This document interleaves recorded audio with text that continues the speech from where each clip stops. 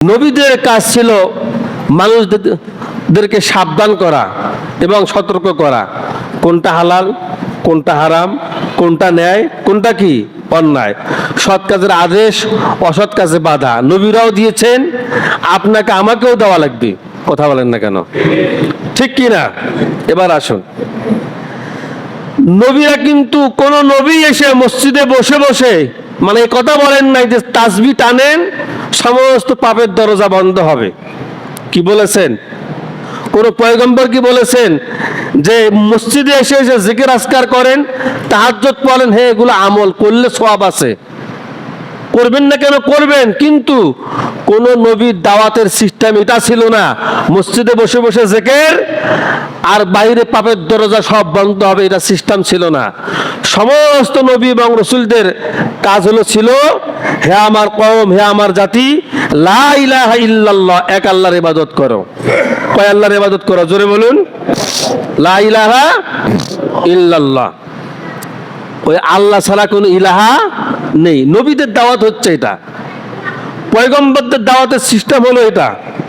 পয়গম্বরগণ এই পৃথিবীর বুকে এসে সৎ কাজের আদেশ দিয়েছেন, অসৎ কাজে লোকদেরকে বাধা দিয়েছেন। কি ঠিক কিনা? তাহলে সৎ কাজের আদেশ দেওয়া, অসৎ কাজে বাধা দেওয়া, আপনি আলেম হন, হাফেজ হন, আপনি চেয়ারম্যান হন, মেম্বার হন, আপনি যাই হন না কেন, যদি আপনি কোনো লোককে ভালো কাজের দিক যদি ডাকেন, সওয়াব হবে না গুনাহ হবে? সওয়াব হবে। এখন আপনি দাওয়াতি কাজ চালু হলে করবেন, মনে মনে ভাবতে পারেন যে আমি ওনাকে দাওয়াত দিব, ও তো গাদা, ও তো শুনবেই না। ও শুনে শুনুক, না শুনে নাই।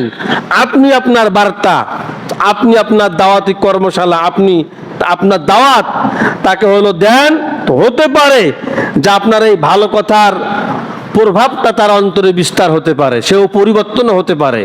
কি পারে না? পারে না। তাহলে হিদায়াতের মালিককে জোরে বলুন। তাহলে আপনি পৌঁছাবেন, আপনি যা জানেন আপনি সেটাই হলো পৌঁছাবেন। এইভাবে পৌঁছাতে পৌঁছাতে লোকজন যদি দিনের দিকে, ইসলামের দিকে যদি হলো আসে, সৎ কাজের দিকে ডাকার অর্থ হচ্ছে সদকা দিলে যেরকম সওয়াব হয় ওই রকম সওয়াব আল্লাহ তাআলা বান্দা বান্দির আমলনামায় দান করে দিবেন। এবার আসুন, এই যে সৎ কাজের আদেশ, অসৎ কাজে বাধা, সমাজে মদ চলে, কি চলে না? চলে না। প্রকাশ্যে জিনা চলে, কি চলে না? চলে না। তাহলে মদ চলে, জিনা চলে, সুদ চলে, ঘুষ চলে, দুর্নীতি হলো চলে। এগুলো তো ডাং পিটিয়ে মারিয়ে লোকজনকে ভালো হলো বানানো সম্ভব হলো নয়। সম্ভব হচ্ছে একটাই, রসুলের পদ্ধতিতে তার কানে দাওয়াত পৌঁছানো। সুবহানাল্লাহ, জোরে বলুন। কার পদ্ধতি মানতে হবে? জোরে বলুন। কথা না বললে আমি বুঝি কি?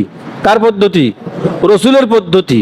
তাহলে রসুলের পদ্ধতি অনুযায়ী আপনি আমি যদি দাওয়াত যদি পৌঁছাই, তাহলে হতে পারে ওই লোকটি পরিবর্তনও হতে পারে।